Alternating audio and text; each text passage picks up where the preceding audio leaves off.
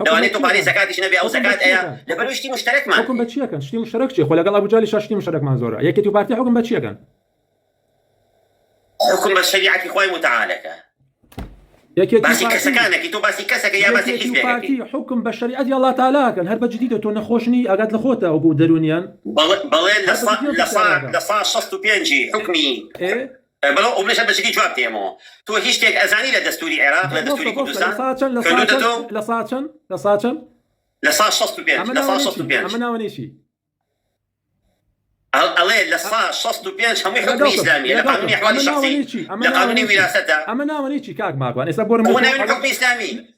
يعني ئەگەر لە سا 65 حکمی ئیسلامی بوو لە سا 45 حکمی نازانم هەر حکمێکی تر بوو کە تۆ ناوێنێ حکمی جاهلی بوو ئەمە عزیزەکەی من تۆ عەقڵت پێ ناشکی ئەوە پێوترێ مەساڵەحی مرسەلە تێکەوتی کاک ماگوان الله تعالی سيرك عزيزك من حتى قال بيغمبري نازدار عليه الصلاة والسلام أجر حكم الشريعة تطبيق كان لم وقتي يستاهل هلا صار شخص بينج ولا صار حفتاي بتطبيق قريخ هناك وين صار كفر معاذ الله كفر معاذ الله كفر بابك هذا لخوته بابك كان جاري لا بلمك ما بوشيك مايك مغرب أجر منو تو خلافة إسلامي دابا مسلمين أو قانوناني كاكي كان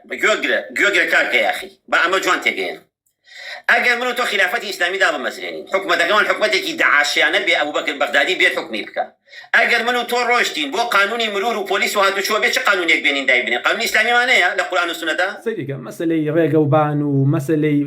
زواي تو يقدر فكرنا صوت بيجو كاسا كاكيان مساله ريغا وبان ومساله تابو برشالي كده اللي بك برشالي كده قانوني بلدي مايك ماغرن باوكو مايك قانوني كاكا بابورن كمو باش كاكيان اما بس حلال وحرام كاكيان اما بس حلال وحرام كاين لا برلمان حلال حرام باش حلال وحرام من باس تابوي قانوناكم من باس يوناكم توشنك يعني اتشي ناو تنوسي وعقدك زواجك باس اذا صاصي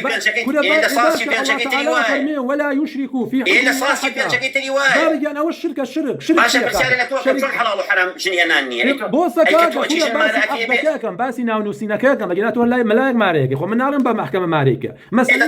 مشكله شي قانون الروايه باسي حلال كردني زيناكم باسي حلال كردني سواكم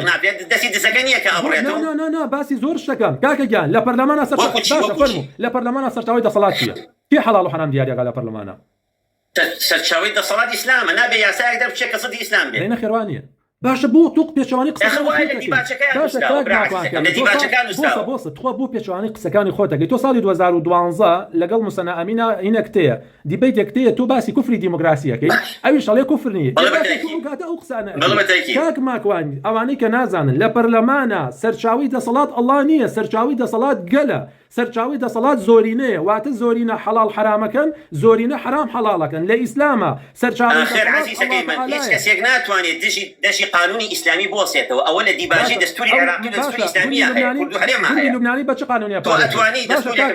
تواني قانوني كي باشا قانوني كم بيبل البرلماني كردستان درسو بيدشي حلال وحرامي اسلامي باشا مشروب خانكاني هولير وسليماني مساجكاني هولير وسليماني قمار خانكاني هولير وسليماني جندي لبناني امانه باش قانوني اباريزين